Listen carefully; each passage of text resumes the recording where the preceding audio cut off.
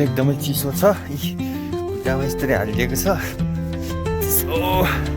चिसो चिसो ठाउँ छ। कान्छी चाहिँ तलै बसिरहेको छ। म चाहिँ पिसाब हेर्नु आएको। दाइ उक्कालै कुदिरहेको छ। अब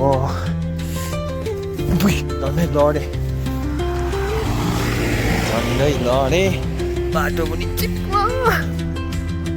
चिप्लो बाटो झन्डै लडे। बाफ्रे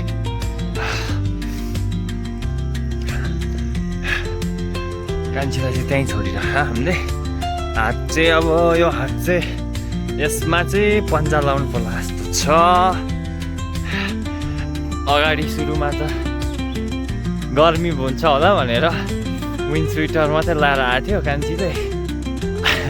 जुत्ता हेरौँ न कान्छीको।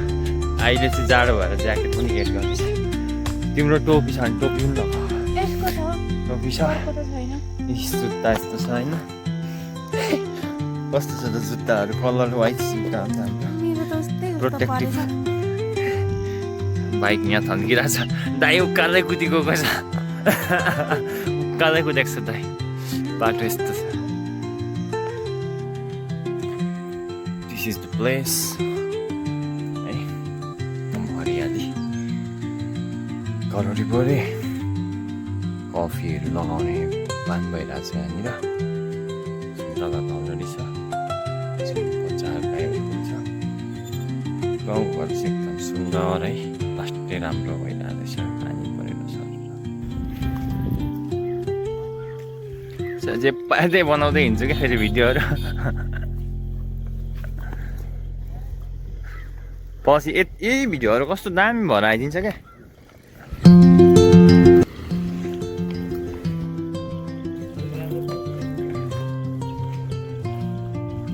बेनासँगको भिडियो अब यो अपलोड हुन्छ एउटा।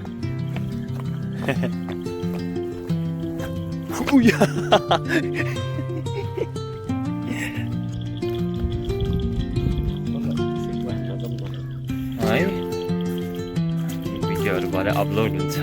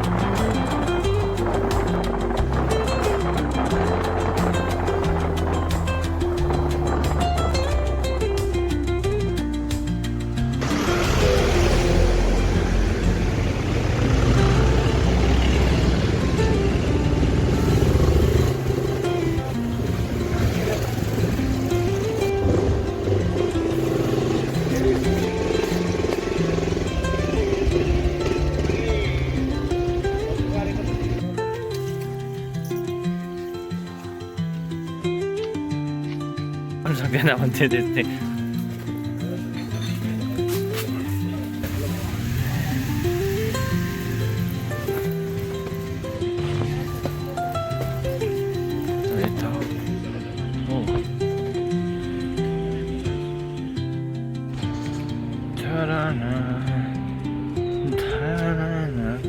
बजारमा रुपैयाँ किलो मासु तिम्रो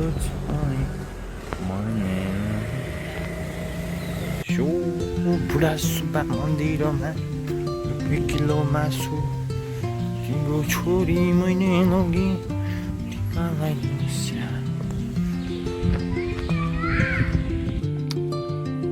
पूजा गर्नुहुन्छ भयो त्यहाँभित्र नगर्नु मराउ परेछ हाम्रो।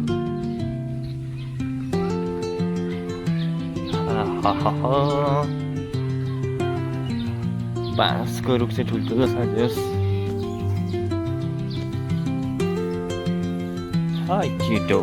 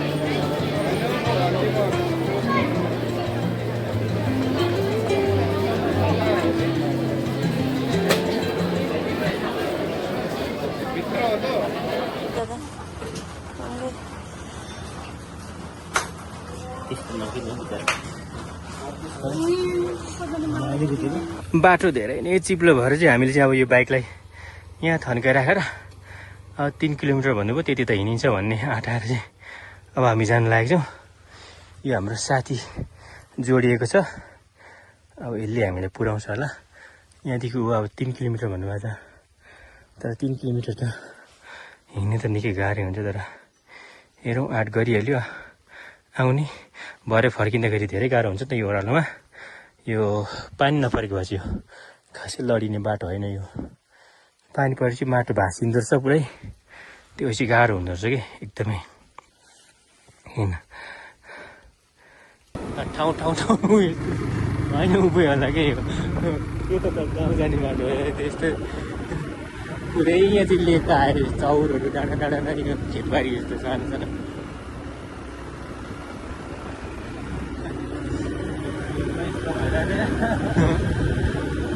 अब जति उकालो लाग्यो त्यति तान्दैन।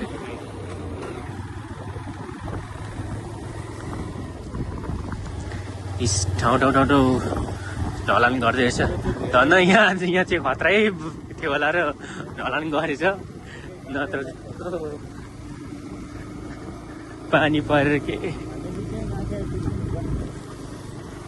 200 किलोमिटर के भन्यो त मैले त हेरेको छुइनँ।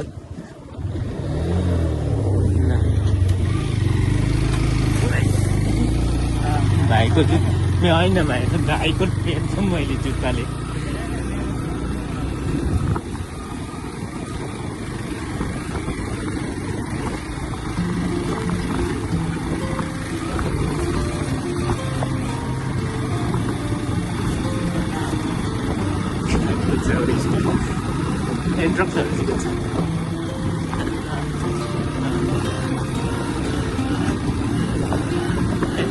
सजिलो तान्छ नि, बेल पनि त्यस्तै हुनुपर्छ।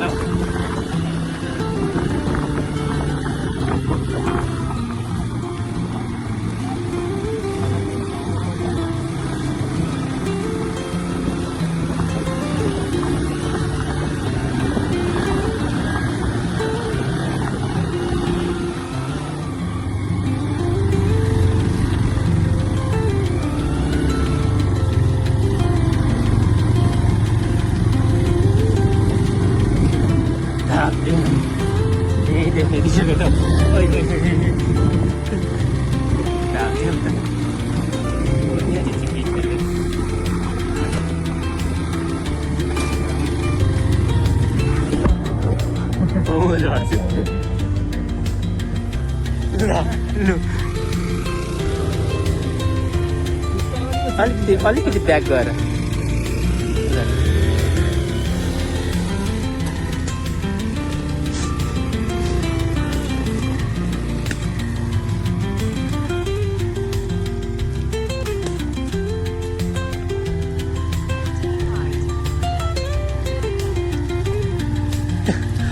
यस्तो छ अवस्था।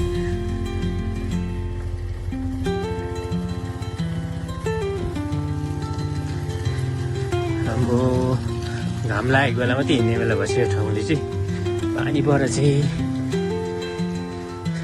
साह्रो परेछ यो ठाउँ।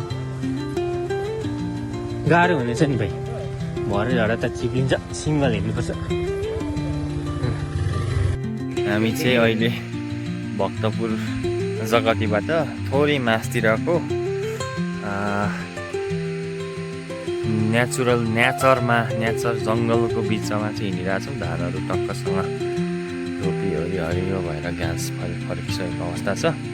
म र भेना दुईजना चाहिँ हिँडिरहेछौँ यहाँ जग्गा हेर्नलाई आएको। यहाँको एउटा रमाइलो रहेछ ठाउँ। यहाँबाट चाहिँ अब यताबाटै जानुपर्छ। बाटो अलिकति अप्ठ्यारो छ। मस्याम रोपेर रहेछ यहाँनिर, कालो कालो हो यहाँ मस्याम। बनाएको फिल भयो आउनु है।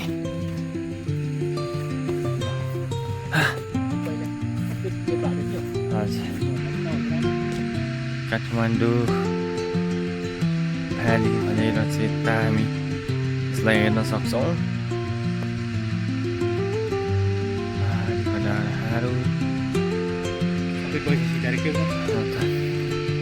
अलिअलि पैसा त राख्नु।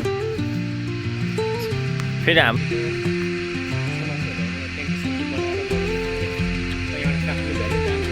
काठमाडौँ त यहाँबाट त्यस्तो सोलिड देखिँदो रहेछ।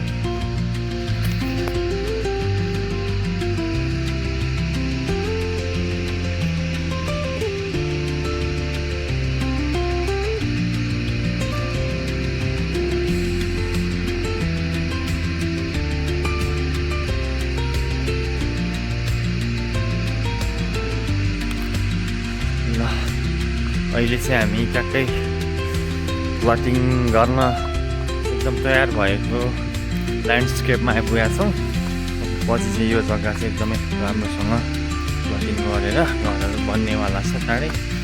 यो साइडमा पनि पानीको मुहान छ, प्लस यो साइडमा पनि पानीको मुहान छ, प्लस नेचरको पनि एकदमै राम्रो अनुभूति गर्न सक्नुहुन्छ तपाईँहरू यहाँ आएर।